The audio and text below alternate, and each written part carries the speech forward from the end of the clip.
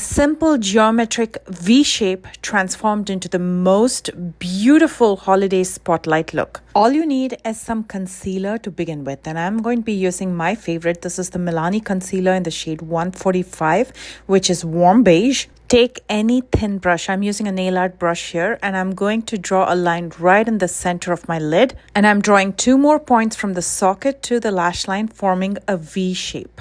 All you have to do now is fill in those sections, and for that I'm going to be using the ColourPop 1111 palette. I'm going to first dip into the shade Empowered. With a small flat shader brush, I'm going to fill in the inner and outer sections. Just like in coloring books where you're coloring inside the lines, just go ahead and shade it in. Now I'm just using this shade of brown. You can use any shade of brown or a deeper shade like a burgundy or a black. The goal with Spotlight Eyes is to keep it really deep in the corners and light in the center. I'm also buffing out the edges a tad bit so it blends into my skin tone.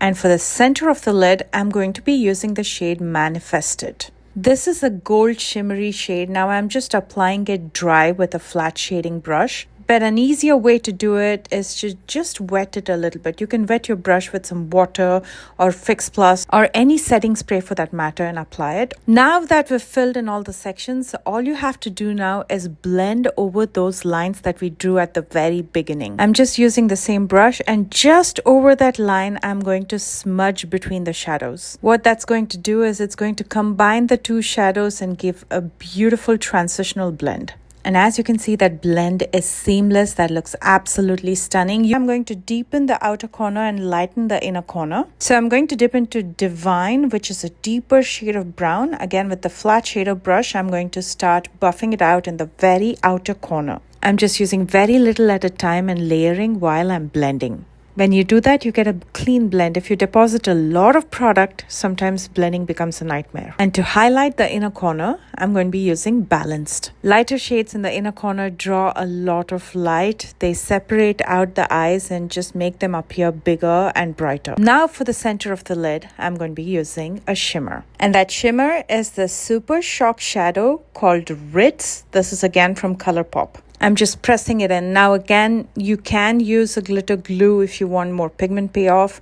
or you can just press it in with your finger as well. That's pretty much it. Let's balance out the lower lash line with the lid. I'm going to first start with the shade Empowered, and I'm going to buff it out throughout my lower lash line. And then I'm going to use Divine in the very outer half of my lower lash line. As I said before, that's going to balance out the lid with the lower lash line. So it's going to appear deeper in the outer corner, and as it moves towards the inner corner, it becomes lighter. So it gives a beautiful ombre effect. Using the Rimmel's Candle Eyes pencil in black, I'm only going to tightline on top. And then it's time to finish up with a coat of mascara, but before I'm going to curl my lashes. And for mascara, I'm going to be using Milani Highly Rated. I'm just applying a generous coat to my top as well as bottom lashes. And for lashes, I'm going to be using TL19 by Tatti Lashes. If you've followed me for a while, you know that I love wispy lashes because you can see through them and you can see the eye makeup.